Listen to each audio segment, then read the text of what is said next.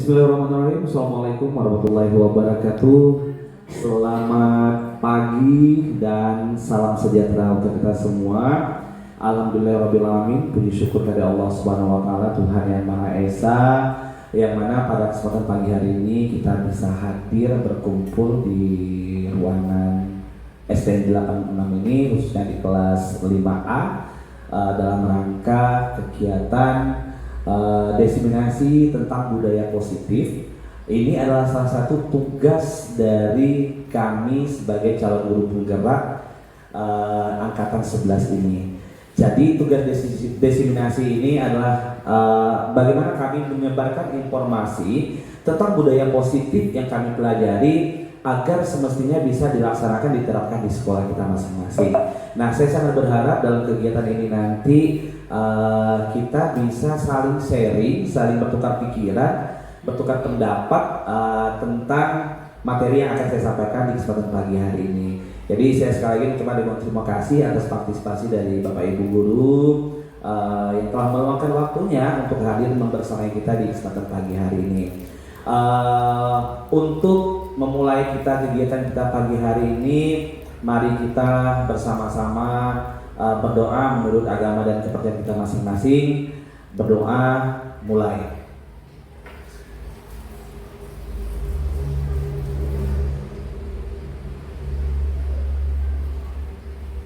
Selesai?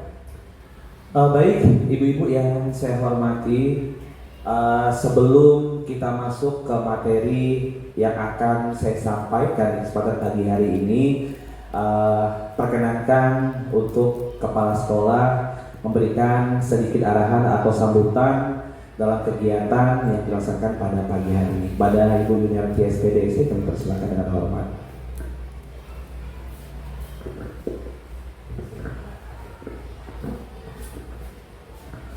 Bismillahirrahmanirrahim. Assalamualaikum warahmatullahi wabarakatuh. Yang saya hormati ibu-ibu guru STN 86 serta undangan orang tua siswa kelas 6.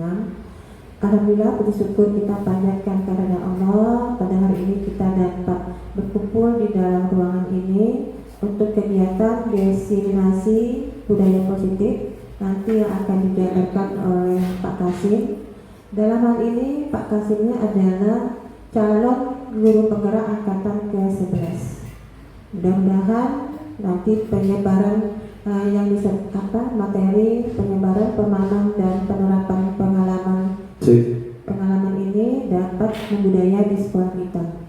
Dan perlu Bapak Ibu ketahui juga, nanti tamatan dari CGP ini akan datang bisa menjadi kepala sekolah dan pengawas.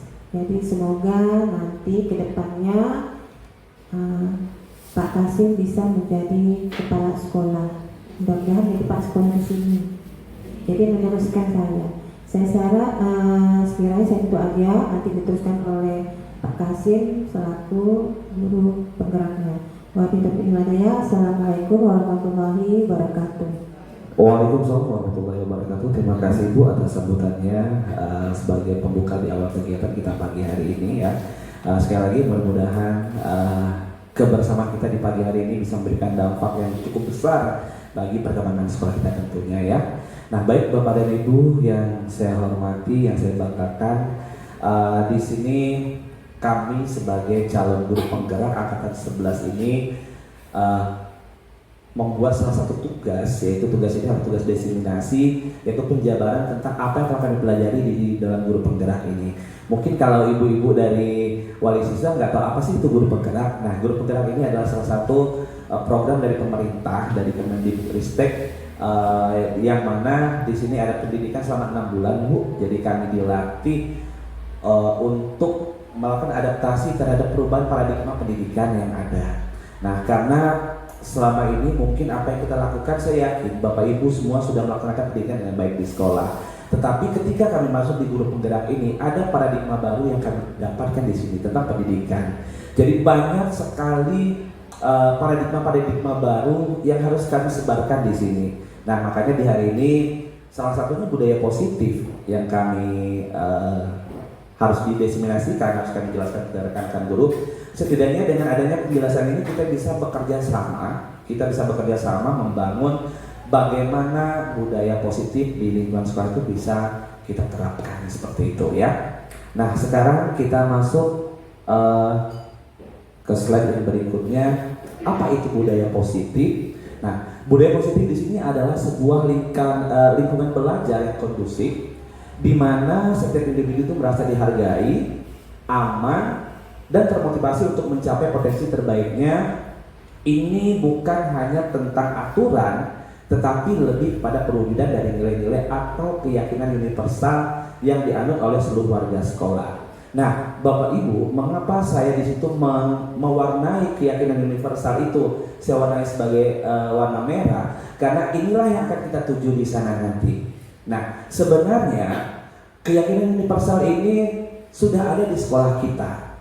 Salah satunya adalah profil pelajar Pancasila. Itu keyakinan universal yang harus kita laksanakan di sekolah. Nah, di sini budaya positif adalah lingkungan belajar yang kondusif. Bagaimana kita bisa menciptakan supaya lingkungan sekolah kita itu bisa kondusif pelajarannya. Kemudian di mana setiap individu itu merasa dihargai, kemudian merasa aman di sana, dan mereka termotivasi untuk mencapai potensi terbaiknya.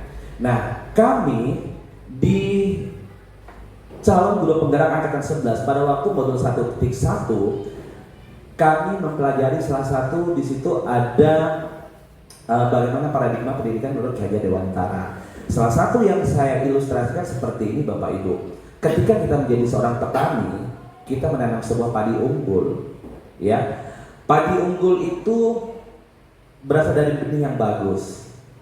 Nah, kita berharap tentunya hasilnya nanti, hasil dari padi unggul itu pasti akan bagus. Kan seperti itu harapan kita. Nah, tetapi yang kita maknai di sini tentunya apakah beras unggul itu akan tumbuh jadi padi yang unggul? Tentunya bisa iya, bisa tidak. Mengapa bisa iya, bisa tidak? Ketika kita menanam padi unggul, kita sudah percaya bahwa padi unggul itu akan tumbuh jadi benih yang unggul. Kita percaya seperti itu, tanpa kita pelihara, tanpa kita rawat. Nah, pertanyaan besar, apakah mungkin jadi padi unggul di sana? Nah, persepsi yang kedua, ketika kita nanam padi unggul, kita sudah tahu ini benih kita ini unggul. Ketika itu sudah benihnya unggul, tentunya ada perawatan kita. Ada perawatan, kita beri pupuk, kita jaga, kita pelihara dengan baik supaya harapan kita itu betul-betul jadi padi unggul. Nah, paradigma pendidikan seperti itulah sebenarnya Ibu. Ketika anak datang ke sekolah, kita yakin mereka punya karakter yang berbeda-beda, tapi dengan karakter tersebut ayo kita sambut mereka. Nah, kita bimbing, kita asuh, kita ayomi mereka sehingga mereka dapat tumbuh dan berkembang sesuai dengan kodrat mereka. Ingat Bapak Ibu, anak memiliki karakter yang berbeda-beda. Tidak semua pendidikan itu harus diberikan sama rata dengan anak-anak. Makanya di sini ada pembelajaran berdiferensiasi. Nah, di sini tugas kita sebagai guru bagaimana kita melakukan pembimbingan terhadap anak, kita mengayomi mereka, melindungi mereka, menuntun mereka. Supaya apa? Supaya mereka dapat tumbuh dan berkembang sesuai dengan kodrat mereka. Nah, itu yang kita harapkan di sana. Nah, mengapa budaya positif ini kita lakukan? Supaya apa? Supaya di sini tercipta lingkungan yang kondusif, lingkungan yang anak merasa aman di sana, mereka akan termotivasi untuk belajar. Nah, sekarang kita masuk ke slide yang berikutnya. Di sini ada konsep inti budaya positif. Yang pertama di sini ada perubahan paradigma belajar. Kemudian ada disiplin positif, ada nilai-nilai kebajikan, ada kebutuhan dasar manusia, ada keyakinan kelas, ada motivasi manusia, ada posisi kontrol seorang guru, dan segitiga restitusi. Nah, inilah yang akan kita bahas satu persatu di kesempatan pagi hari ini. Nah, kita masuk ke pembelajaran dengan paradigma baru. Pembelajaran dengan paradigma baru ini adalah sebuah pendekatan pembelajaran yang berorientasi pada penguatan kompetensi dengan pengembangan karakter siswa sesuai dengan nilai Pancasila. Dalam paradigma ini, siswa bukan lagi sebagai objek pembelajaran, melainkan sebagai subjek yang aktif dalam proses belajar. Nah, Bapak Ibu, saya yakin Bapak Ibu di sini sudah guru-guru yang hebat semua. Sekarang kita coba merefleksi pada diri kita sendiri. Kadang-kadang saya merasa 1 tahun yang lalu ketika saya belum masuk di dalam program Guru Penggerak ini, saya akan merasa bangga ketika siswa saya selesai dalam pembelajarannya, mampu melewati KKN yang ditentukan. Bangga gak ibu-ibu kira-kira? Bangga kan? Kita merasa bangga. Kita melakukan berbagai cara, berbagai upaya yang bisa kita lakukan di sana agar kita tuh anak tuh sampai di KKN kita. Nah, kita paksa mereka, kita drill mereka supaya mereka bisa di sana. Nah, tetapi pernah kita berpikir, apakah anak itu semuanya mampu untuk di sana? Sekarang pertanyaan kita, apakah anak memiliki kesempatan kemampuan yang sama? Tentunya tidak. Nah, disinilah bagaimana kita mengubah paradigma kita. Kemarin menjadi polemik bagi kami. Di sisi lain, kalau kami di sekolah dituntut oleh satu pendidikan supaya nilainya tetap bagus, seperti itu. Jadi kami harus menggunakan berbagai macam cara untuk supaya anak ini bisa sampai di KKN. Itu yang kami lakukan sekarang, waktu dulu. Artinya kami di sini hanya memfokus kepada anak ini sebagai objek dalam pembelajaran kami. Jadi kami fokus ke anak, bagaimana anak bisa tahu. Nah, sedangkan kami guru tidak pernah menyadari ternyata si A kurang loh, si B nggak bisa loh dengan cara ini. Nah, disitulah cara kami yang mungkin menurut saya sedikit harus kita ubah. Bagaimana kita memberikan pendidikan kepada anak itu bukan hanya berdasarkan kepada nilai saja, tapi bagaimana kita menuntun mereka belajar supaya mereka itu benar-benar tidak merasa terpaksa belajar di dalam kelas kita. Mereka merasa, oh ternyata dengan pelajaran ibu ini saya bisa dihargai loh, saya bisa merasa nyaman loh. Terus terang Bapak Ibu, waktu saya merefleksi ini kemarin, ternyata yang saya lakukan 1 tahun yang lalu itu adalah suatu kesalahan yang besar. Saya merasa pada waktu itu saya masih ingat salah satu si Aidil, si Alpin, siswa saya yang selalu saya tunjuk bagaimana cara pun mereka harus bisa. Ternyata juga mereka nggak bisa. Nah, artinya apa? Mereka tidak punya kemampuan untuk sampai di sana. Jadi kita sebagai guru tidak bisa memaksa anak-anak untuk mengikuti apa yang kita mau.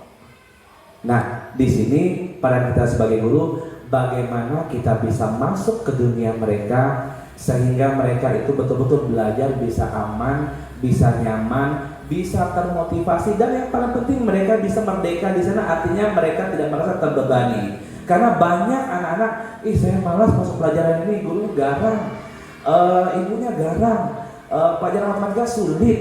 Itu banyak terjadi fenomena seperti itu. Nah, artinya apa? Tanda tanya besar bagi kita sebagai tenaga pendidik. Ayo, bagaimana kita mengubah paradigma pendidikan kita? Kita menjadikan siswa bukan sebagai objek, tapi sebagai subjek pembelajaran bagi kita. Kita merangkul mereka, kita membimbing mereka bagaimana supaya mereka itu betul-betul merasa dihargai pada saat belajar. Mereka bisa mendapatkan kesempatan yang sama untuk belajar. Nah, ini harus kita ubah, ya. Saya sangat menyadari anak-anak kita ini memiliki karakter yang berbeda dengan pemahaman yang berbeda. Tentunya si A dan si B tidak bisa kita paksakan si A harus sama dengan si B harus sama dengan si C. Nah, disinilah letak kita sebagai tenaga pendidik, bagaimana kita bisa mengubah pola didik kita terhadap anak kita mengayomi mereka, membimbing mereka. Pertanyaannya, sekarang bagaimana? Capek gak? Sangat capek Bapak Ibu. Tapi itulah konsekuensi kita. Ingat, guru ini bukanlah salah satu pilihan, tapi guru ini adalah panggilan hati. Ketika guru ini adalah suatu pilihan, suatu saat ketika pilihan kita itu ada sesuatu yang sulit bagi kita, kita akan menyerah. Tapi ketika guru ini adalah panggilan hati bagi kita, apapun kesulitannya, apapun yang menjadi tantangan kita, insya Allah kita akan ready untuk membantu anak-anak untuk berkembang di sana. Seperti itu ya Bapak Ibu ya. Kemudian di sini ada miskonsepsi tentang teori kontrol. Ya, di sini yang pertama ada guru ini mempengaruhi murid.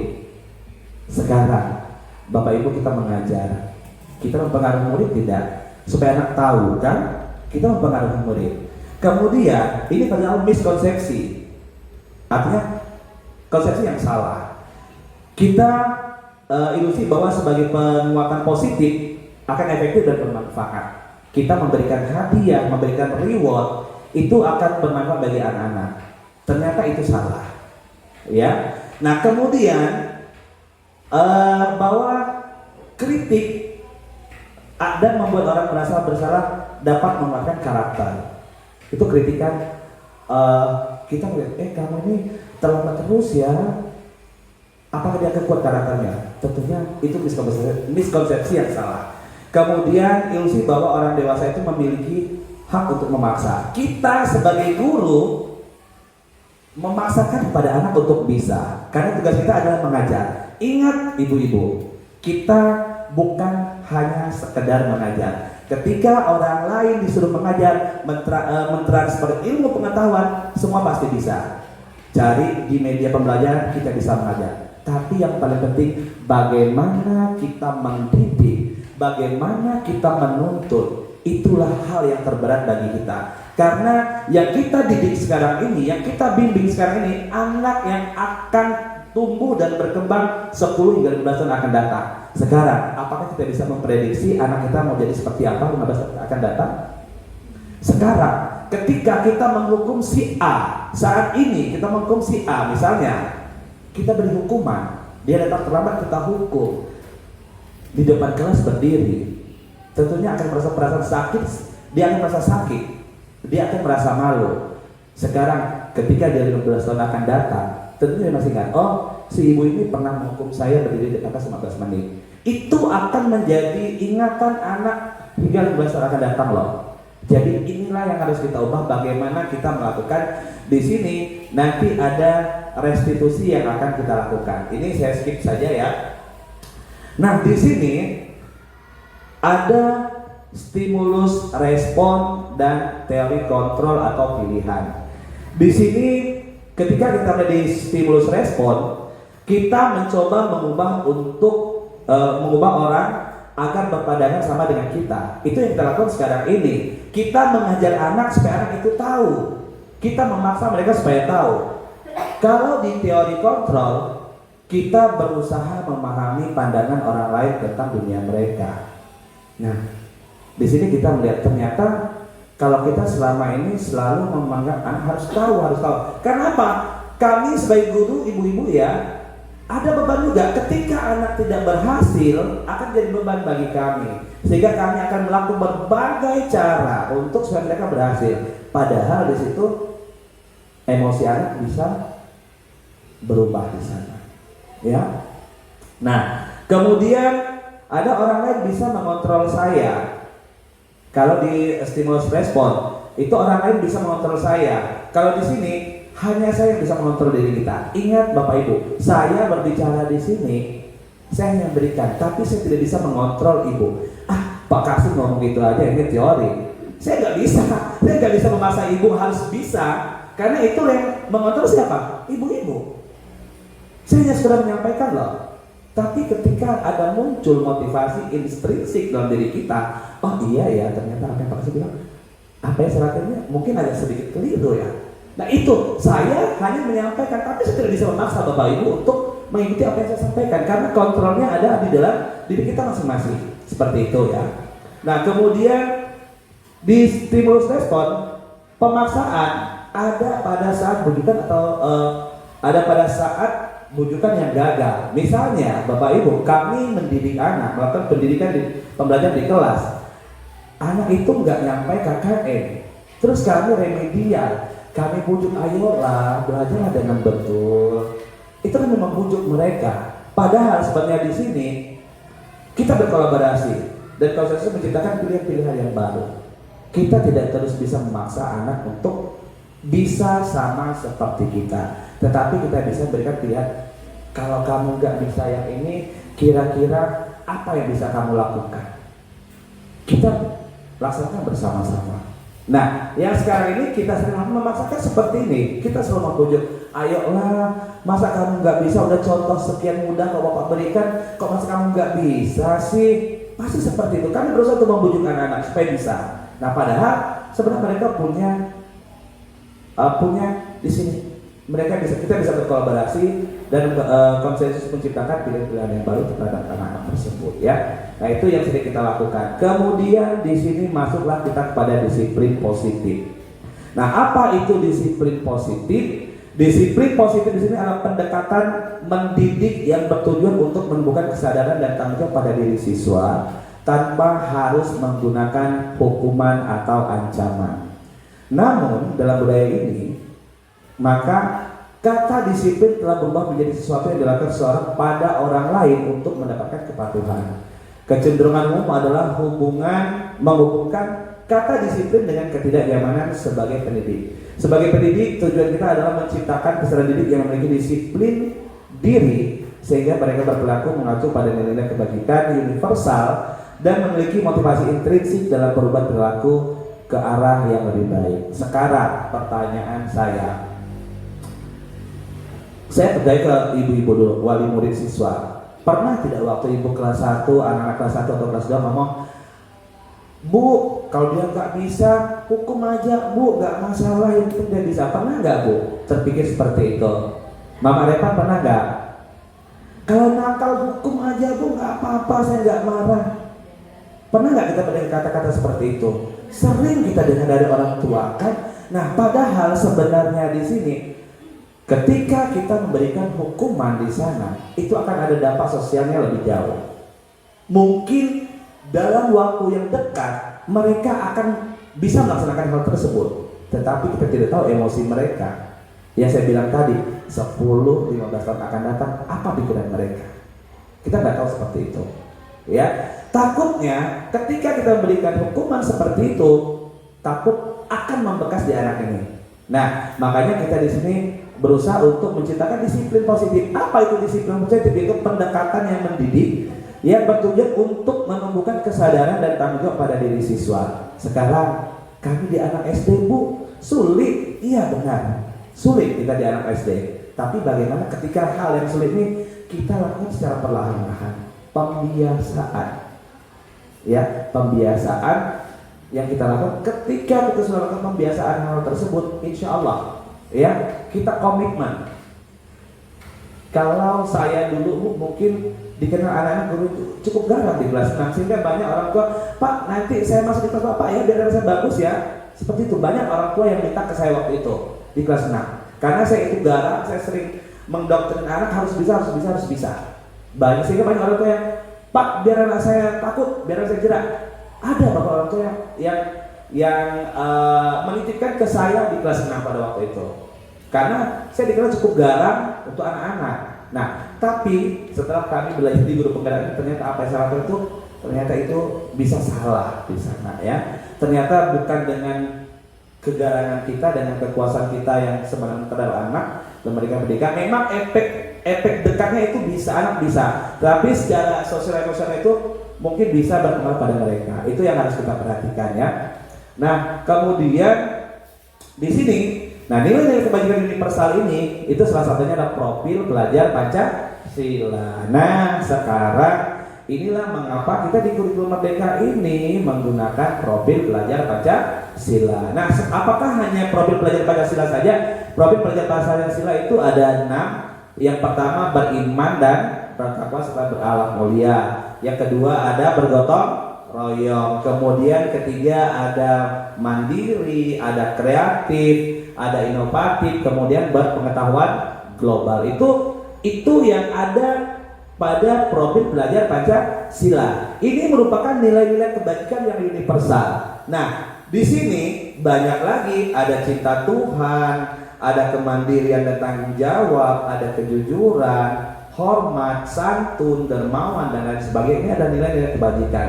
Nah, mengapa saya tampilkan nilai kebajikan ini? Nanti ada hubungannya ibu-ibu wali kelas, ada hubungannya nanti bagaimana kita harusnya itu menyusun yang namanya keyakinan kelas. Ada kesepakatan kelas, ada keyakinan kelas. Nah, ini saya langsung skip masuk ke berikutnya ya. Nah, kebutuhan dasar manusia. Kita melihat dulu dari segi anak dulu ya. Nah, kebutuhan dasar manusia di sini ada segala sesuatu yang diperlukan oleh manusia untuk bertahan hidup dan mencapai kesejahteraan. Seluruh tindakan yang kita lakukan memiliki tujuan tertentu, dan semua usaha terbaik yang kita lakukan adalah dalam rangka agar kebutuhan dasar terpenuhi dengan baik. Nah, ini kebutuhan dasar manusia. Kita lihat di sini ada beberapa kebutuhan dasar manusia. Nah, yang pertama di sini kebutuhan dasar manusia, kalau di sini bisa dilihat sebenarnya di sini ada yang pertama bertahan hidup. Itu kebutuhan dasar manusia. Semua anak pasti, semua kita pasti memiliki kebutuhan dasar untuk bertahan hidup. Makanya kita perlu makan, pakaian, tempat tinggal, keamanan, dan kesehatan. Ini kebutuhan dasar itu sudah pasti ya. Nah, kemudian yang kedua di sini ada kasih sayang dan rasa ingin diterima. Nah, di sini rasa diterima di sini mereka rasa diterima, dipedulikan, kemudian mereka bisa bekerja sama, kemudian menjadi bagian dalam kelompok. Itu yang harus kita perhatikan. Kemudian di bagian ini ada ini di sini ada kebebasan. Nah, kebebasan di sini Bapak Ibu yang sering kita salah artikan. Di sini kebebasan anak bisa mandiri, memiliki pilihan, mencoba hal yang baru, mampu mengendalikan arah dirinya. Nah, disinilah kita melihat anak memiliki kebebasan. Jadi Bapak Ibu, kalau anak itu nakal di dalam kelas, itu kan kebebasan mereka, betul nggak? Jadi boleh nggak kita marahin anak? Itu tolen yang itu buat hal. Nah, jadi itulah sebenarnya kebebasan mereka. Karena kita menyadari kita tidak bisa mengontrol orang lain. Yang bisa mengontrol adalah anak itu sendiri. Jadi kalau mereka nakal di dalam kelas, bukan sesuatu hal yang wajar sebenarnya, tapi bagaimana kita melakukan pembimbingan terhadap mereka agar mereka dapat tumbuh berkembang sesuai dengan profil belajar Pancasila. Kadang-kadang kami guru, Bu, itu tolen yang ada masalah tuh, dah depan lagi di saya Bu, dah si siapa lagi, si Ipai tolen yang buat halis ya, si siapa Bu Saira, si Dapin tolen yang buat masalah ya. Nah, seperti itu memang karena mereka di sini punya hak, Bu. Mereka hak untuk memiliki pilihan. Mereka memiliki mencoba hal yang baru sehingga mereka bereksplor semau mereka. Hanya saja bagaimana kami seorang guru harus bisa mengontrol supaya ini loh jangan terlalu berlebihan di dalam kelas seperti itu ya. Jadi Bu Ibu, kalau anak nakal di dalam kelas itu hal yang wajar ya. Tapi ya kita kadang-kadang kami juga manusiawi juga. Kami kadang-kadang udah capek juga, apalagi pelajaran di kelas siang ya. Barangkali kami sering menegur, aduh kamu teruslah yang bersalah, cobalah yang lain lagi, seperti itu ya. Tapi nanti kita nggak usah khawatir Ibu, kita coba cara nanti menstabilkan mereka seperti apa. Nah, ini mereka kebutuhan dasar mereka untuk bermain, kemudian humor, antusias, tertawa itu kebutuhan mereka. Jadi kalau mereka bermain masih anak-anak wajar ya. Tapi dalam batas yang harus kita kendalikan. Nah, kemudian mereka juga ingin harga diri mereka ingin dilihat. Kemudian keinginan mereka untuk dianggap di dalam kelas. Mungkin si Dapin di dalam kelas Bu Suhaila sering ganggu teman. Kenapa? Mungkin dia mencari perhatian. Dia ingin dihargai di dalam kelas. Ya. Mungkin Repan juga Bu ya. Repan sering kalau di dalam kelas saya itu sering jalan ke sana kemana, tapi saya bilang nggak masalah ya. Mungkin Repan ingin dihargai oleh teman-temannya Bu. Kita saya nggak mempermasalahkan sama sekali. Oke, yang penting Repan pas waktu belajar kita belajar ya. Nah, saya berusaha untuk menetralkan mereka Bu. Saya nggak masalah. Yang penting Ini kebutuhan dasar mereka, inilah yang harus kita perhatikan dulu. Jadi ketika mereka bermain Bu Saira, aduh, Davin Tolen, si siapa lagi, yang kecil tuh, yang dia Bapak Dayat tuh, si siapa namanya? Kalau di kelas Busana si Paro ya Busana ya. Nah jadi nggak masalah Busana, ayo kita coba dekatan. Nah bagaimana sih pendekatan kepada yang kita lakukan, nanti kita masuk ke pendekatan yang harus dilakukan. Ini mereka ini wajar karena mereka ingin diakui di dalam kelas, mereka ingin dihargai di dalam kelas. Kembali ke motivasi perilaku manusia itu ada dua itu. Yang pertama ada motivasi intrinsik dan motivasi ekstrinsik. Nah, motivasi intrinsik di sini berasal dari dalam diri seseorang yang didorong oleh keinginan atau minat pribadi yang melakukan sesuatu karena merasa senang, puas, atau tertantang. Kemudian ada motivasi ekstrinsik di sini.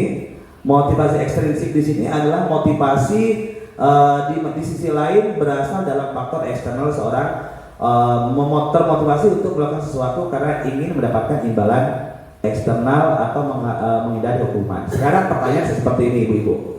Sekarang ketika kita hadir dalam sebuah undangan rapat misalnya, ketika kita hadir dalam undangan rapat jam 7:30 misalnya ya, pukul 7.30, kemudian kita berusaha hadir pukul 7.15 sudah hadir, betul? Nah itu menjadi dua pertanyaan. Apakah dari kita datang 6:30 atau pukul 7.15 itu menjadi pertanyaan. Satu, apakah karena kita ingin kita dilihat oleh orang, kita sebagai orang yang patuh di sana? Itu pilihan yang pertama. Kedua, kalau misalkan saya datang terlambat, saya akan malu di sana. Kan seperti itu pemikiran kita. Nah, ketika kita muncul di sini, ada motivasi intrinsik. Ibu, mohon maaf ya, kami kalau mungkin contohnya juga ketika kami di sekolah Bu. Sekarang ibu-ibu yang sering datang terlambat. Nah pertanyaannya, apakah karena kepala sekolah selama ini nggak pernah menegur? Apakah tidak pernah ada panggilan dari kepala sekolah? Ketika motivasi intrinsik itu muncul, ditegur apa tidak, dipanggil apa tidak, ketika kita selalu memikirkan ini ada kewajiban saya datang tepat waktu, kita tidak akan takut dengan panggilan, kita tidak takut dengan panggilan atau teguran dari kepala sekolah. Ini tugas saya loh, saya datangnya harus pukul jam 7 harus sudah di sekolah. Itu motivasi intrinsik. Tetapi ekstrinsiknya ketika kita kepala sekolah saya nggak pernah panggil saya, kemudian kepala sekolah nggak pernah tegur kalau saya terlambat, itu motivasi ekstrinsik, itu motivasi dari luar. Nah ketika kita sadar dalam diri kita, saya tugasnya mendidik anak saya pukul 7 sudah masuk di kelas, kalau saya terlambat apa yang terjadi dari siswa saya? Muncullah motivasi intrinsik dalam diri kita, kesadaran sendiri tanpa harus dipanggil kepala sekolah, tanpa harus ditegur oleh kepala sekolah, kita tahu dengan tanggung jawab. Itu motivasi intrinsik.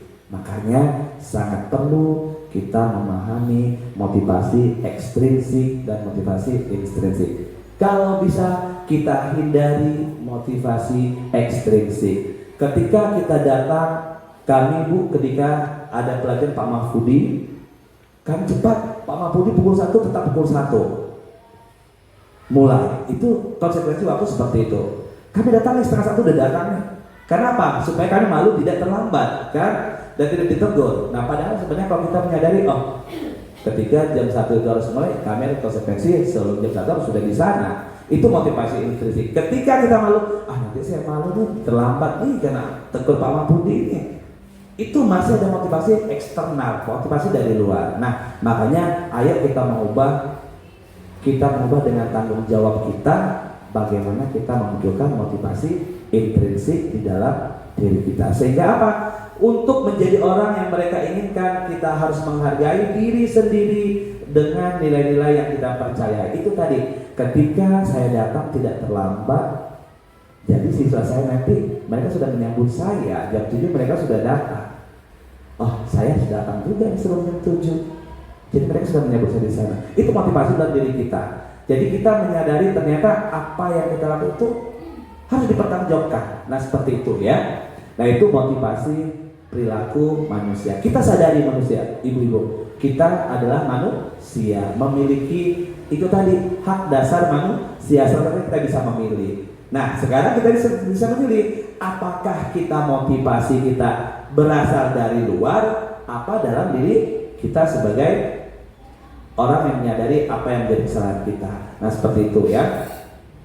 Nah berikutnya masuk ke perbedaan hukuman, konsekuensi, dan restitusi. Nah ibu-ibu,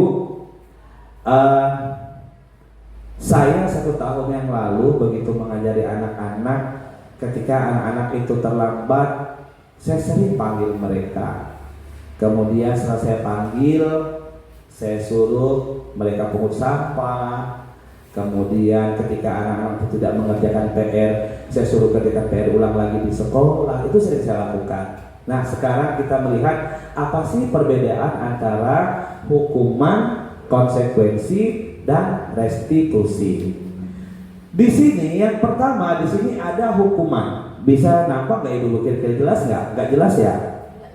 Tidak jelas ya? Oke, saya bacakan saja lah. Kalau hukuman di sini, hukuman di sini adalah sesuatu yang menyakitkan dan harus terjadi. Itu tadi ya, saya contohnya, misalnya hukuman ketika anak datang terlambat ke sekolah, kamu ngapa terlambat? Berdiri di depan kelas dulu 10 menit, berdiri di depan anak-anak. Sekarang kita pikirkan, oke, mungkin dalam waktu dekat besok dia tidak akan terlambat lagi. Sekarang perasaan anak-anak itu apa? Sakit nggak kira-kira menurut Bapak Ibu? Pasti mereka akan sakit. Pasti mereka akan merasa malu di sana. Karena apa? Karena dia harus berdiri di depan kelas. Itu di depan teman-teman. Nah, bagaimana ketika kita anak yang terlambat itu kita beri konsekuensi?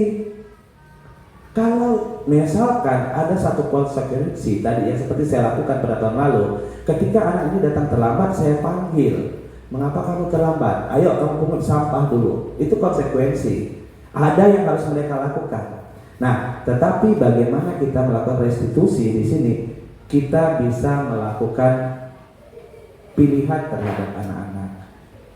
Nah, artinya restitusi di sini adalah bagaimana kita melakukan sesuatu yang salah itu kita lakukan komunikasi dengan baik. Nanti akan saya tampilkan ada 5 posisi kontrol manusia.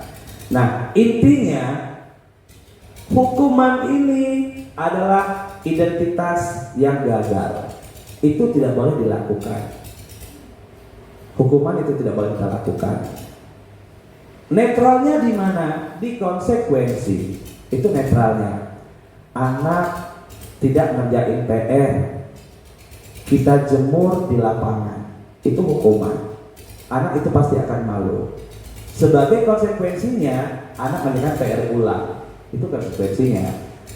Nah, restitusi kita tanya, kita tahu nggak kalau anak di rumah itu ngapain? Siapa tahu dia nggak kerjain PR mungkin karena dia lupa, atau mungkin dia bantu orang tua, atau mungkin dia memang nggak bisa. Nah, maka restitusi di sini bagaimana kita mendampingi anak. Nah, mengapa kamu nggak ngerjain PR? Apa alasan kamu tidak mengerjain PR? Bisa nggak diceritain ke ibu? Bisa nggak diceritain ke bapak? Nah, kita sapa dengan kasih sayang kita. Kalau kamu kotolen yang nggak ngerjakan PR, si yang lain dia yang nggak ngerjakan PR kotolen, pergi ke lapangan, itu hukuman. Anak pasti akan malu, kemudian emosi harus kepake. Pasti merasa dia, ini guru nih pemarah benar, killer benar nih guru nih. Pasti jadi seperti itu. Nah, tapi bagaimana ketika kita membimbing anak dengan cara yang baik supaya mereka itu dapat lebih bertanggung jawab. Nah, artinya di sini saya tidak bisa bacakan satu persatu.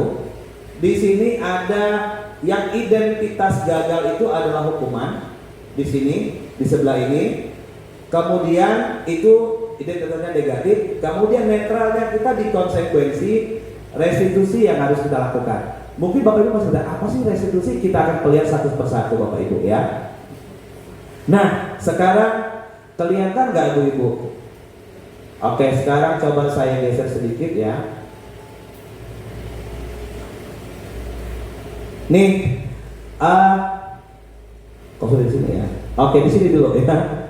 Oke, sekarang kita lihat dulu Ibu-Ibu masalah restitusi. Nih, kira-kira yang pertama di sini mencatat 100 kali di buku kalimat saya tidak akan terlambat lagi. Kira-kira menurut Ibu-Ibu hukuman apa konsekuensi? Hukuman apa konsekuensi? Hukuman ya. Oke. Nanti kita lihat jawabannya. Lari mengelilingi lapangan basket 2 kali karena terlambat hadir di sekolah. Hukuman apa konsekuensi? Konsekuensi apa hukuman? Hukuman ya. Oke. Kemudian murid diminta untuk push up 15 kali karena tidak menggunakan masker. Hukuman. Oke. Kemudian membersihkan tumpahan air di meja tulis karena tersenggol pada saat belajar. Hukuman apa konsekuensi? Konsekuensi ya. Oke. Kemudian murid disuruh untuk mengenakan sepatu seharian di sekolah karena tidak mengenakan sepatu hitam. Anak ini suruh pakai sepatu, gak usah pakai sepatu di kelas selama pelajaran karena dia nggak menggunakan sepatu yang sama. Hukuman apa konsekuensi? Oke, nanti kita lihat jawabannya ya. Kemudian lari mengelilingi lapangan basket 2 kali karena terlambat 10 menit untuk pelajaran PJOK. Hukuman apa konsekuensi? Oke, kita lihat jawabannya. Nah, di sini yang pertama, ketika kita menyuruh anak mencatat 100 kali di buku tulis, itu adalah hukuman. Karena anak pasti akan merasa terbebani di sana. Mental anak pasti akan terganggu di sana. Itu hukuman ya. Nah, kemudian lari mengelilingi lapangan basket 2 kali karena terlambat hadir di sekolah. Itu hukuman juga. Kita menghukum. Itu identitas yang gagal. Nah, ketika kita meminta push up 15 kali karena tidak menggunakan masker di sekolah, itu juga hukuman. Yang merupakan konsekuensi di sini adalah menggantikan kertas tugas teman yang dicoret-coret, misalnya. Itu konsekuensi. Si A nyoret buku teman nih. Ayo, kamu udah coret, kamu ganti ya. Itu konsekuensi. Ya. Kemudian membersihkan tumpahan air yang tersenggol pada saat belajar. Itu konsekuensi. Kamu harus bersihin ya karena kamu udah numpahin. Itu konsekuensi. Padahal konsekuensi itu sebenarnya identitas yang netral, belum direstitusinya. Kemudian murid disuruh untuk mengenakan sepatu seharian di sekolah karena tidak menggunakan sepatu hitam. Ini salah ketik ya. Maksudnya murid tidak menggunakan sepatu di sekolah karena tidak menggunakan sepatu yang sama, seragam. Itu hukuman. Itu anak pasti akan merasa malu di sana. Ya. Nah, kemudian lari mengelilingi lapangan 2 kali ketika terlambat pelajaran PJOK. Mengapa di sini ada konsekuensi? Karena pelajaran PJOK itu bisa saja karena masuk di pelajaran PJOK. Tapi ketika bukan pelajaran PJOK bisa termasuk dalam hukuman. Nah, identitas gagal kita tadi adalah hukuman. Itu identitas gagal. Yang harus kita perbaiki adalah minimal di konsekuensi dan seharusnya kita di dalam di dalam restitusi. Nah, sekarang 5 posisi kontrol guru. Ya. Sekarang Ros bisa diputar videonya Ros. Kita lihat video ini sebelum kita masuk ke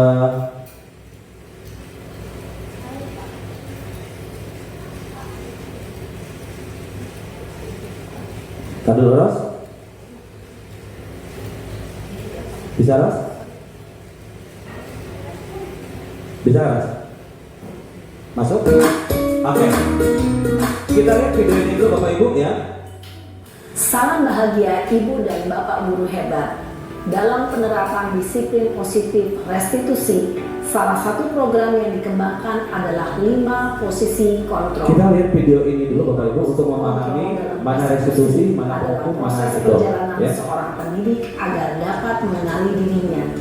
Pada video kali ini, kita akan membahas tentang 5 posisi kontrol yang dikembangkan oleh Diane Gosson dan contoh penerapannya.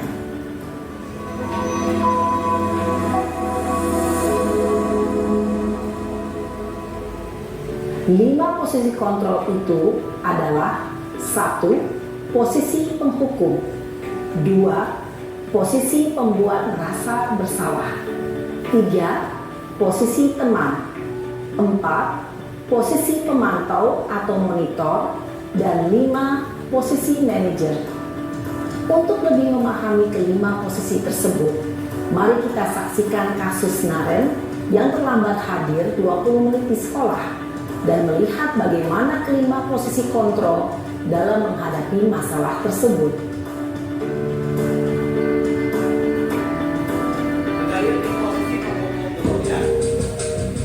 Lihat dulu posisi penghukum yang pertama.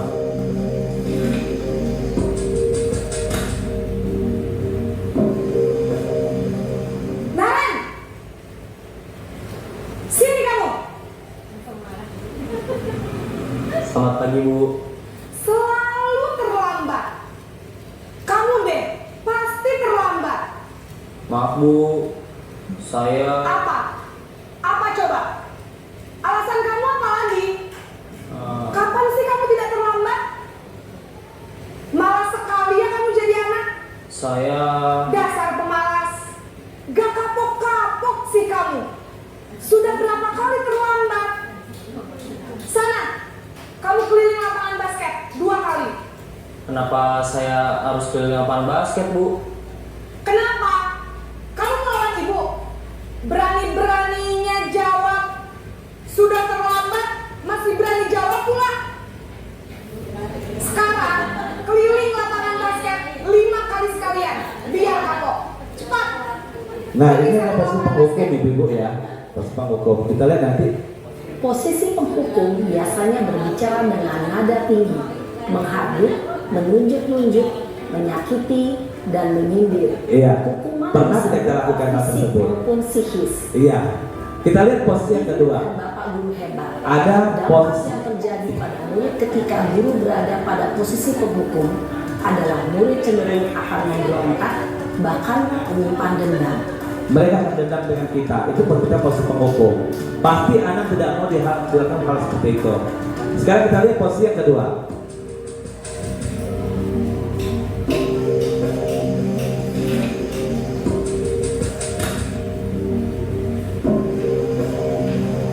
Naren,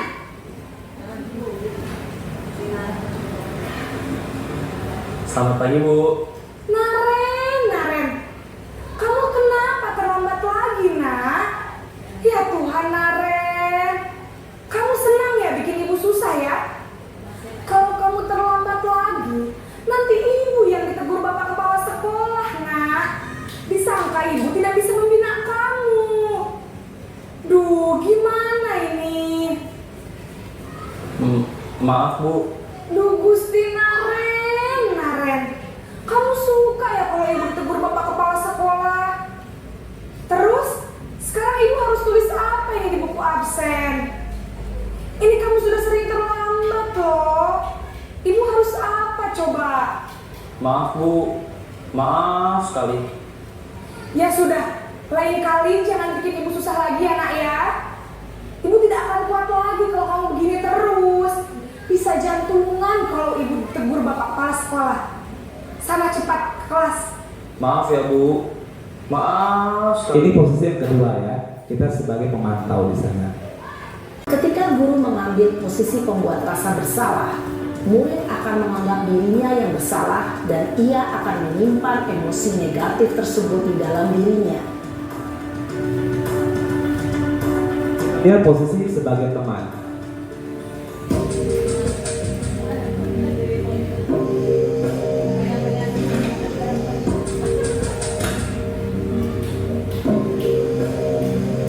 Naren,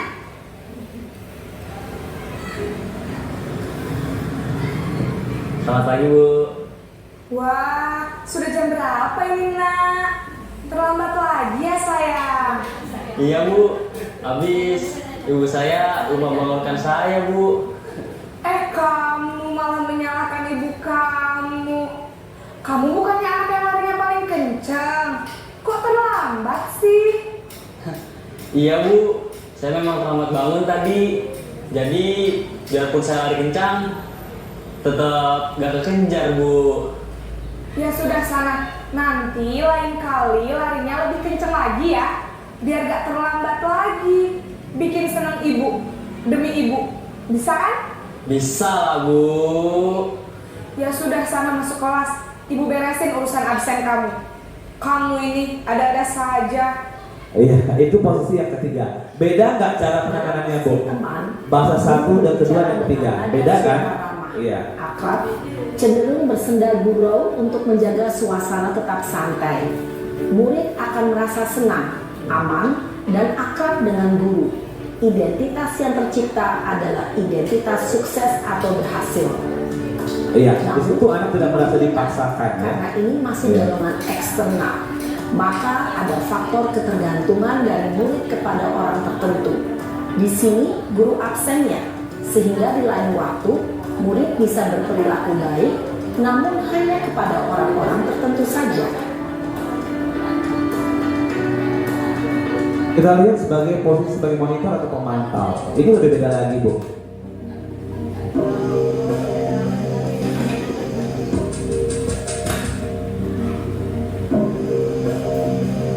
Naren,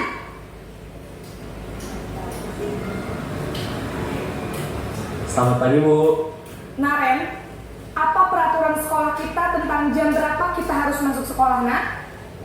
Kita harus di sekolah jam 7 Bu.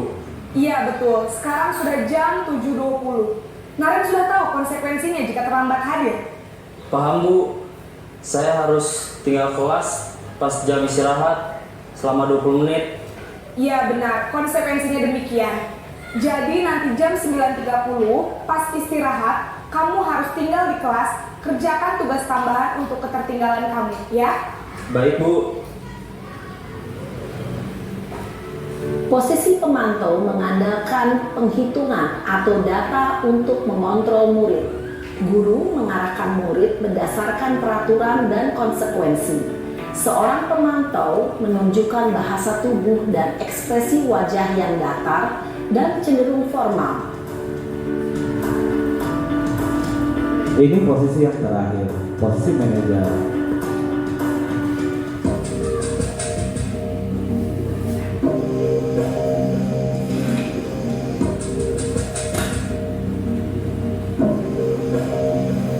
Naren!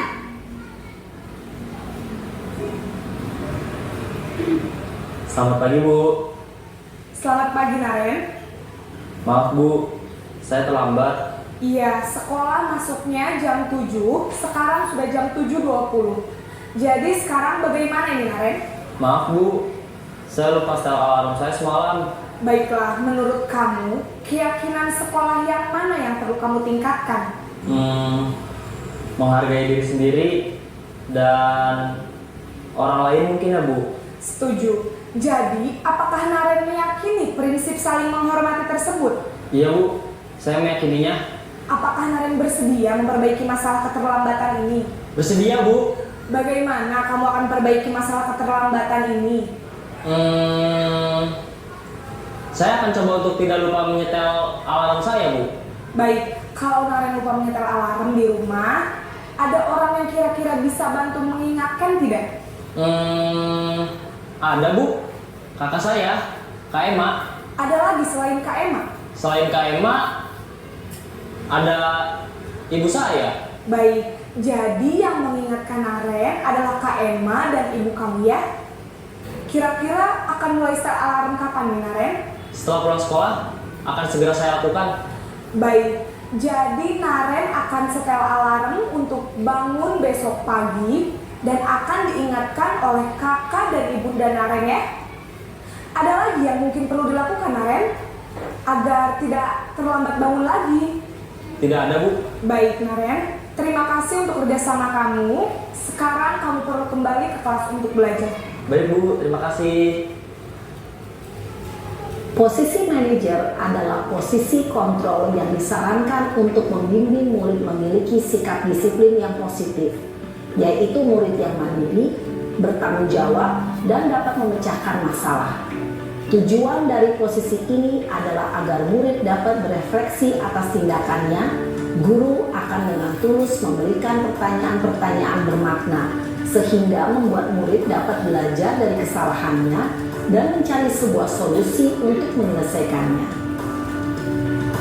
Ibu dan Bapak guru hebat, setelah mengamati adegan kelima posisi kontrol tadi. Baik, Ibu-ibu, kita sudah melihat tayangan video tadi. Nah, sekarang sudah jelas apa yang harus kita lakukan ya. Ketika kita sebagai posisi kontrol guru, di sini saya beri warna merah, ada penghukum, ada pembuat merasa bersalah, itu adalah identitas yang gagal. Artinya kita telah mendeskripsikan anak tersebut.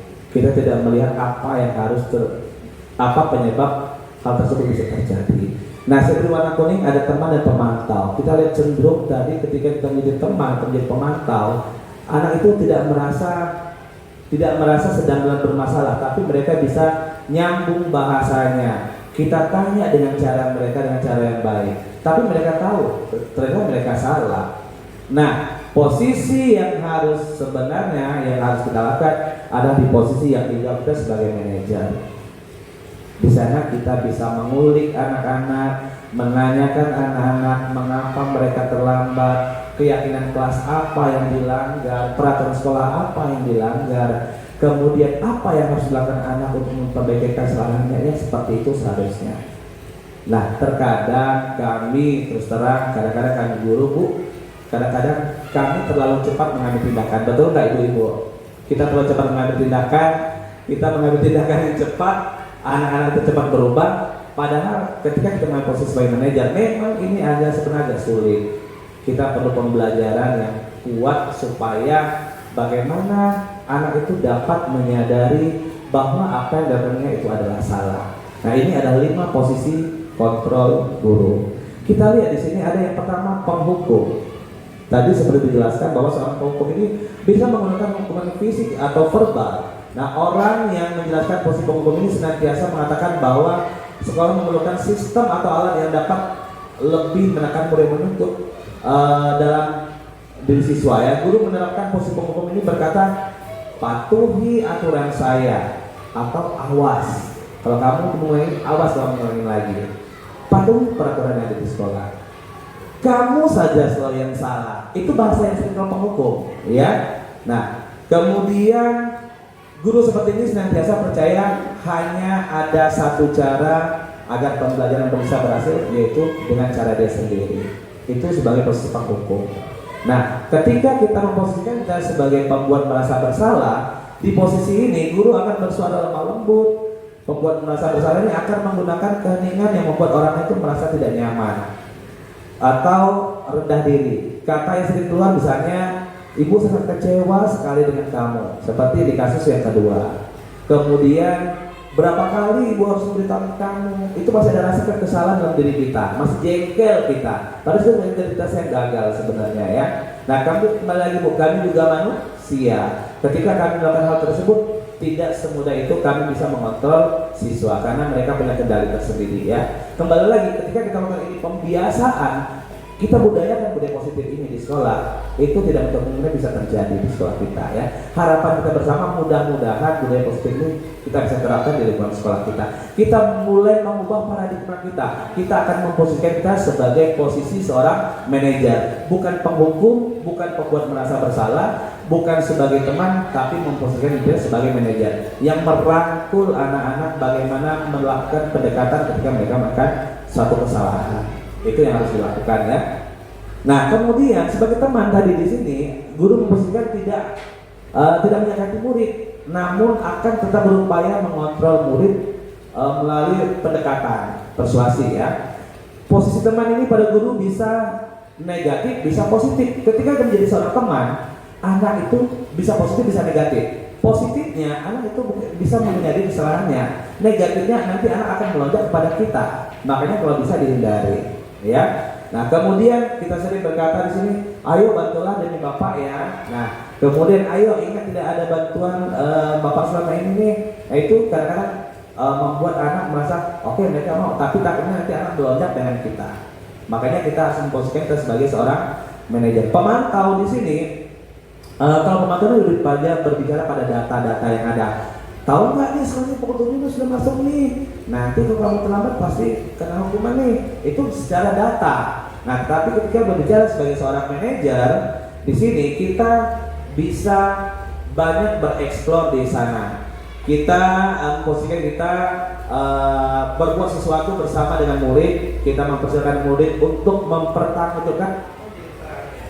Itu yang paling penting. Kemudian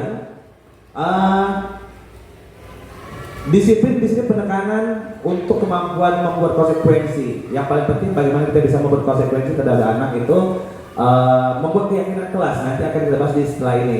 Nah, di sini yang sudah dikatakan oleh sebagai seorang manajer di sini apa yang kita yakini itu tadi. Makanya nanti ibu kita bisa kalau bisa buat kesepakatan kelas dan keyakinan kelas. Ada bedanya antara kesepakatan kelas dan keyakinan kelas. Nanti akan kita jelaskan setelah ini. Kemudian jika kamu meyakininya, apakah kamu bersedia memperbaikinya? Kemudian jika kamu memperbaiki ini, menunjukkan apa tentang dirimu atau apa rencana kamu untuk memperbaiki hal tersebut. Nah, ini adalah pertanyaan-pertanyaan yang sering diajukan ketika kita menjadi seorang manajer. Kita banyak bukan mengintimidasi anak, tetapi memberikan introspeksi pada anak bagaimana supaya mereka menumbuhkan motivasi intrinsik dalam mereka melakukan hal tersebut dengan rasa tanggung jawab. Oh, ternyata saya salah, saya bertanggung jawab dengan kesalahan saya. Nah, itu yang harus kita coba di sekolah ya. Nah, kemudian di sini coba posisi kontrol, apakah saya kecewa sekali dengan kamu. Kira-kira posisinya apa, Ibu? Saya kecewa sekali dengan kamu. Pembuat rasa bersalah. Coba kita lihat. Iya, di sini ada pembuat merasa bersalah. Itu posisi kontrolnya. Kemudian kita lanjut berikutnya. Ayolah, lakukan demi bapak atau ibu. Posisinya apa di situ? Bersalah apa teman? Coba kita lihat ya.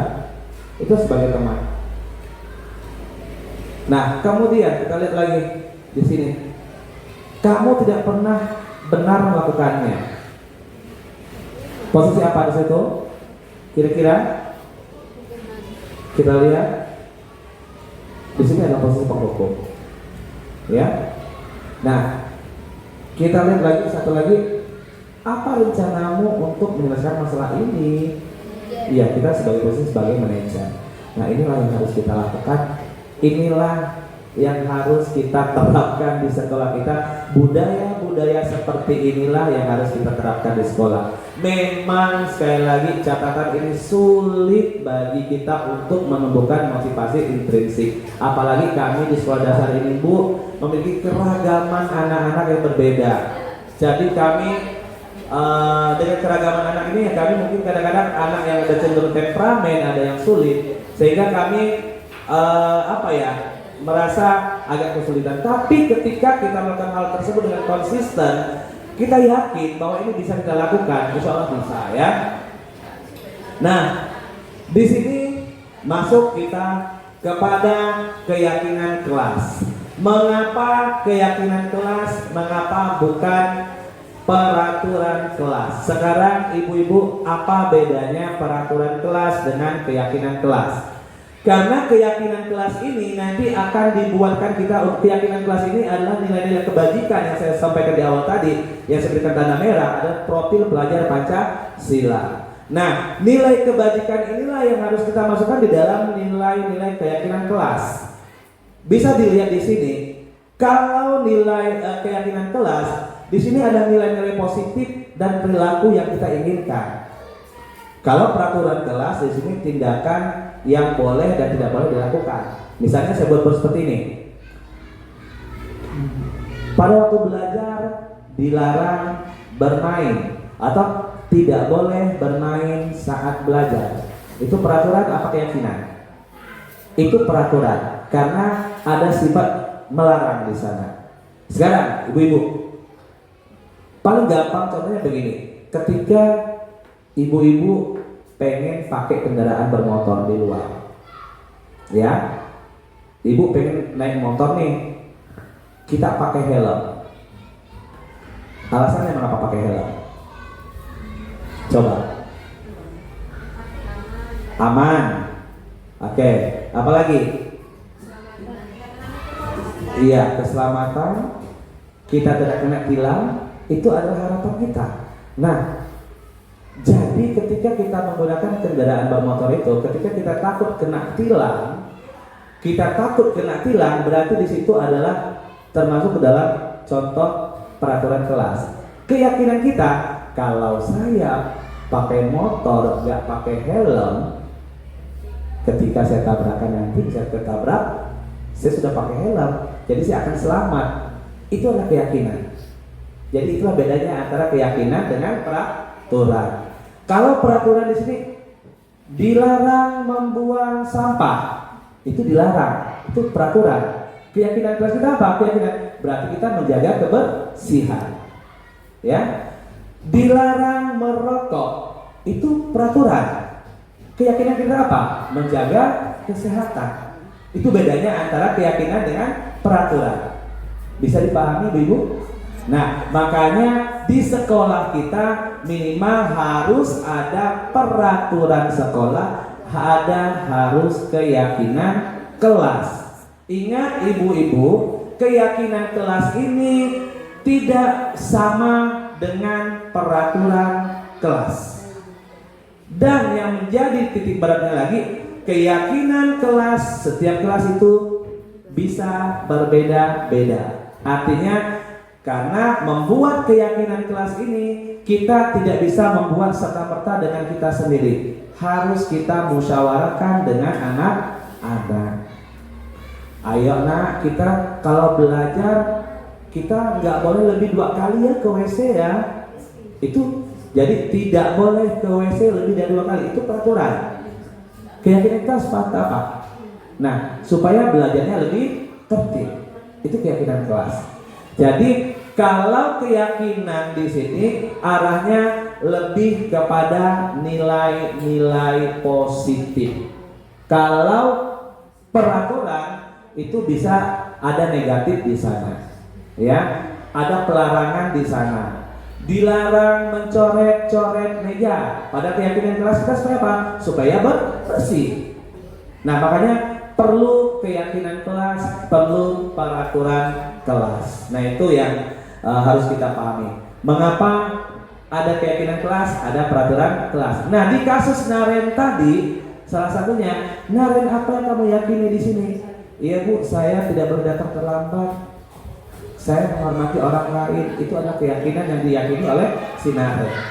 Nah, makanya keyakinan kelas ini wajib kita buat, harus kita buat sesuai dengan kelas kita masing-masing. Nah, keyakinan kelas ini dibuat harus merujuk kepada nilai-nilai universal tadi, termasuk profil pelajar Pancasila, bertanggung jawab, bergotong royong, mandiri, dan lain sebagainya. Nah, itulah mengapa perlu disiplin positif di sekolah. Ya, ini kita membahas tentang segitiga restitusi. Segitiga restitusi ini adalah cara pendekatan dalam mendisiplinkan siswa yang berfokus pada perbaikan dan pemahaman atas konsekuensi tindakan. Konsep ini lebih menekankan pada pembelajaran dari kesalahan daripada sekadar memberikan hukuman. Nah, di sini ada segitiga restitusi ini. Ini adalah langkah atau pendekatan yang bisa kita lakukan ketika siswa itu ada mengalami suatu masalah. Ingat, ketika kita melakukan restitusi ini, posisi kita adalah sebagai seorang manajer. Ya, posisi kita sebagai seorang manajer. Nah, apa yang bisa kita lakukan? Yang pertama, kita bisa melakukan validasi tindakan yang salah. Kemarin saya sudah melakukan contoh. Saya membuat skenario di kelas saya ada siswa yang bermasalah di sana. Kemudian kami lakukan dengan cara restitusi. Yang pertama saya melakukan validasi tindakan yang salah. Ibu-ibu, ketika kita melakukan anak melakukan hal yang salah, itu harus kita dukung. Misalnya seperti ini, kita panggil anak tersebut. Nah, saya panggil kamu ke ruangan ini. Kira-kira tahu nggak mengapa bapak panggil, ibu panggil? Oh iya pak, karena saya kemarin ada berbuat salah nih pak. Nah, kita stabilkan di sini. Ketika kamu berbuat salah, itu adalah hal yang wajar. Karena yang namanya manusia itu berhak untuk berbuat salah. Kita tidak langsung, itulah kamu sering buat salah. Itu tidak posisi sebagai penghukum. Nah, ketika kita di sini menstabilkan identitas yang salah, kita coba pancing mereka agar mereka mengakui kesalahannya. Ingat, anak punya hak untuk membela diri. Ya, anak punya hak untuk membela diri. Supaya mereka itu tahu apa yang mereka lakukan itu adalah salah, ya. Nah, kemudian setelah mereka itu bersalah, kita bisa menanyakan tentang keyakinan kelas. Kita menstabilkan identitas dulu. Setelah itu kita masuk ke validasi tindakan, baru menanyakan keyakinan kelas kita. Nanti bisa dilihat di videonya ini. Coba kita lihat cara kita masuk ke sini dulu ya. Nah, menstabilkan identitas dulu. Ketika kita menstabilkan identitas di sini berdasarkan prinsip, yaitu kita membuat kesalahan adalah bagian dari proses pembelajaran. Ingat, setiap manusia pasti pernah berbuat salah. Yang harus kita lakukan nih, kita ini berbuat salah itu wajar. Tidak ada manusia yang sempurna. Bapak Ibu juga pernah melakukan hal tersebut. Kemudian Bapak Ibu tidak tertarik untuk mencari siapa yang salah, tapi Bapak atau Ibu ingin mencari solusi dari permasalahan ini. Kemudian kamu berhak merasa begitu. Nah, ini adalah ketika kita lanjutkan pertanyaan seperti itu ke anak, pasti anak tidak merasa disudutkan. Pasti anak akan menerima. Ketimbang kita just kamu terus yang salah, nggak ada sesuatu yang salah, ideal terus yang buat masalah. Itu pasti akan emosinya, anak pasti akan muncak di sana. Nah, itu kita menstabilkan identitas. Kemudian di sini ada validasi tindakan yang salah. Nah, validasi tindakan yang salah di sini berdasarkan prinsip setiap perilaku itu berupa memenuhi suatu kebutuhan tertentu. Nah, misalnya di sini kamu pasti punya alasan mengapa kamu melakukan hal tersebut. Kemudian padahal kamu bisa melakukannya lebih buruk lagi dari ini ya. Nah, kamu patut bangga pada dirimu sendiri karena kamu telah melindungi sesuatu yang penting buatmu. Kamu melakukannya karena mempertahankan sesuatu yang penting bagi kamu. Di sini ibu sih tidak terlalu bertanya, tapi pengalaman kita dulu pernah menjadi guru. Pertama sini mengenai pemahaman dan penerapan pengalaman. Saya ibu kan udah pernah juga jadi guru. Iya betul Bu. Dalam posisi tadi juga ada ini yang posisi 5 kontrol. Posisi Iya Bu, betul. Memang itu pernah kita lakukan. Bu, ya betul. Di sini sekarang sudah dipilah-pilah ya, ada penghukuman, ada pembuatan merasa bersalah. Sebenarnya dulu tuh kita juga sudah tahu, cuma tidak ada kata-kata seperti ini. Benar Bu, benar. Kalau penghukuman, ibu belum pernah melakukan hukum siswa yang terlambat, karena kita di SD ini jarang kalau siswa terlambat kita silakan masuk. Tapi yang pernah saya lakukan itu kalau di dalam ulangan. Ulangan kita berikan mestinya apabila nilainya di bawah 60 itu dihukum ke lapangan. Nah, itu artinya ke hukuman. Saya jawab langsung saja Bu ya. Kalau seperti itu Ibu kasusnya, itu kasus penghukuman. Karena apa? Karena di sini anak pasti akan di sisi lain begini Bu ya. Ketika kita di sisi lain kita supaya anak mencapai KKM seperti saya sampaikan di awal tadi. Di sisi lain anak itu membuat masalah seperti itu. Dia nyontek misalnya. Kemudian kita hukum. mungkin pada saat kita menghukum anak tersebut dalam waktu dekat dia akan kapok dengan apa yang dia lakukan. Tapi di sini yang kita munculkan apa? Image negatif kita sudah muncul di sana. Anak pasti akan merekam, oh saya pernah dihukum oleh ibu ini. Nah akan muncul dalam diri anak. Jadi itu ada posisi penghukum. Kalau bisa itu harus dihindarkan karena itu merupakan identitas yang gagal. Iya. Itu yang pertama kali ibu ngajar itu di Montrado. Iya. Pertama kali. Iya. Kemudian selama itu tidak pernah dihukum lagi. Iya. Cuman kalau ibu berdiri di depan kelas itu siswa tidak yang berani. Mungkin karena galak apa kali ya. Iya. Tapi orang tua nggak suka dengan kita. Iya benar Bu. Tuh. Makanya saya bilang, Iya. saya bilang dari awal kan begini Bu ya. Kita sering mendengar orang tua, hukum ya anak saya tidak apa-apa kok. Kami terima. Sering kita dengar seperti itu. Itu memang kalau kita lakukan itu bisa secara psikologis anak pasti akan berdampak pada anak. Orang tua oke-oke aja karena anak pasti berubah kan. Tetapi ingat, anak yang kita ajarkan sekarang ini dia akan tumbuh 10-20 tahun yang akan datang.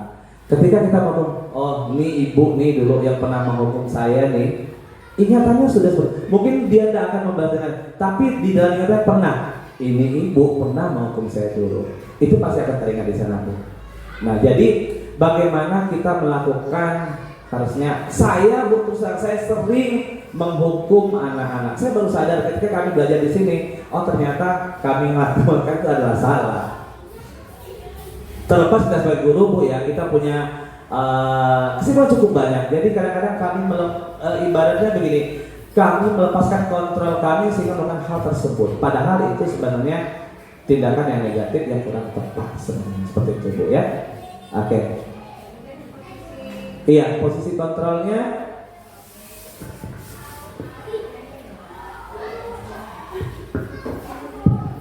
Kemudian yang posisi teman. Waktu di SD 22 atau SD 2 itu kalau ada anak bersalah atau bermasalah, ibu langsung ke rumah orang tuanya. Jadi kalau mereka ada bermasalah di sekolahan, saya sorenya itu 2-3 kali langsung menghadap ke orang tuanya langsung. Saya tak tanya ke orang tuanya, kenapa sampai anaknya seperti ini?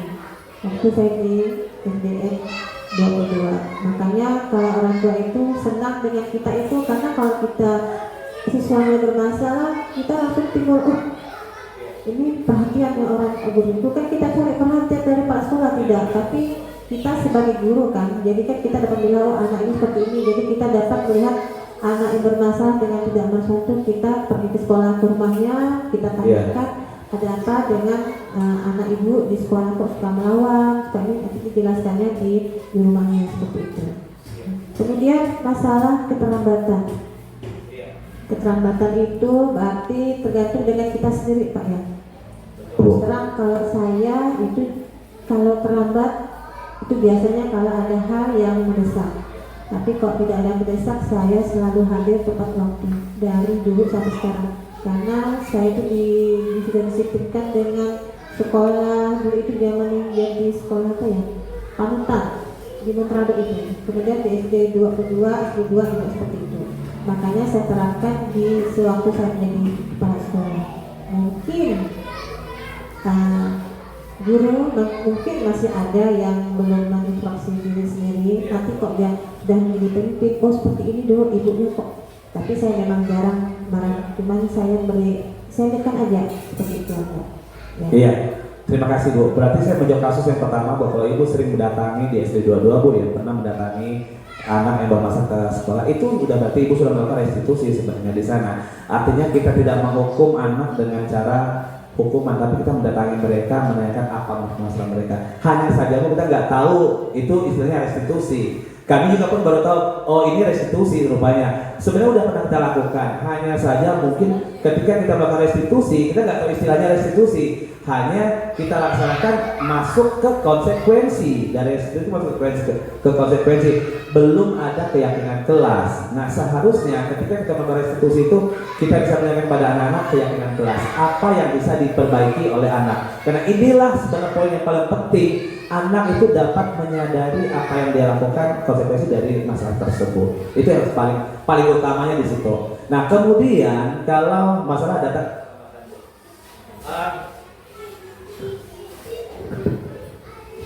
Ya, saya merasakan juga Bu, selama Ibu bertugas di SDN 86 ini kurang lebih sudah 2 tahun setengah perjalanan Bu ya. Ibu nggak pernah memanggil kami ketika kami datang terlambat, Ibu nggak pernah menegur kami ketika datang terlambat. Nah sebenarnya Bu, itu sebenarnya cukup bagus Bu. Harusnya kami muncul motivasi intrinsik dalam diri kami. Ketika kami datang ke sekolah betul ada tugas dan tanggung jawab kami, maka kami nggak akan datang terlambat. Ya kan? Ketika karena ibu ini datang terawal tolen, kami malu lah. Itu masing-masing faktor eksternal. Tapi ketika kita memposisikan, ketika tugas kami adalah mengajar pukul 7 anak sudah di kelas, motivasi intrinsik dalam kami. Apapun kejadiannya, apapun maksudnya, kami datang tepat waktu. Itu motivasi yang harus ditumbuhkan. Jangan karena dipanggil oleh kepala sekolah, karena ditegur oleh kepala sekolah. Nah, sama juga dengan hukuman dan penghargaan ibu-ibu. Tadi sebelum saya singgung secara jelas ya.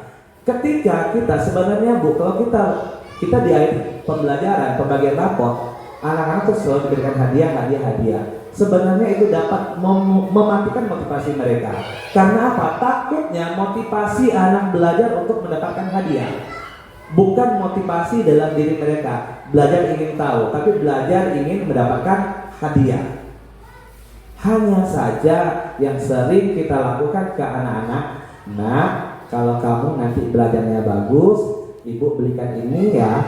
Motivasi mereka itu muncul dari dalam diri mereka, bukan karena hadiah. Karena kita sering mengiming-imingkan hadiah, sehingga mereka tuh sewaktu-waktu tetap, oh nanti saya belajar bagus ya, tapi dapat hadiah. Ketika dia tidak dapat nilai yang bagus, misalnya sudah mati-matian belajar nih, toh ternyata masih ada dapat nilai lebih bagus. Anak pun nggak dapat juara misalnya, nggak dapat peringkat 2 misalnya ya. Terus kita, karena kan gak sesuai janji, kalau kamu dapat peringkat 1, ibu kasih hadiah. Ternyata peringkat kedua tidak diberikan hadiah, otomatis motivasi mereka itu gagal. Mereka tidak akan mau belajar lagi karena mereka gak dapat hadiah. Nah makanya sulit bagi kita sebenarnya di sekolah dasar ini menemukan motivasi intrinsik. Tapi saya yakin ketika kita melakukan hal tersebut dengan cara kita melakukan pendekatan kepada mereka, insya Allah itu bisa dilaksanakan. Itu pelan-pelan Bapak Ibu. Itu tidak serta-merta begitu hari ini saya ngomong bahwa kita bisa lakukan. Tidak. Itu butuh proses, butuh pembelajaran, butuh pembiasaan. Hal seperti ini harus kita lakukan supaya apa? Supaya menjadi budaya, supaya menjadi terbiasa di sekolah kita. Itu yang kami harapkan dari pendidikan program penggerak ini. Mungkin kita tidak bisa serta-merta langsung jadi, tapi proseslah yang akan mengubah. Ketika kita tidak mau melaksanakan proses tersebut, maka kita akan berada dalam zona tersebut. Tapi ketika proses itu kita jalankan, kita mulai untuk welcome dengan diri kita, mencoba untuk diri kita, insya Allah itu kita coba pelan-pelan pasti akan bisa. Intinya munculkanlah motivasi intrinsik dalam diri kita untuk bisa berbuat lebih baik, untuk menerapkan disiplin positif di lingkungan sekolah kita. Hindari hukuman, hindari konsekuensi, jadilah kita sebagai posisi sebagai manajer yang selalu mengayomi peserta didik kita. Nah itulah yang bisa saya sampaikan di dalam kegiatan diseminasi hari ini, yang mudah-mudahan kita bisa merefleksi kembali apa yang telah kita lakukan selama ini, mudah-mudahan bisa kita terapkan di sekolah kita.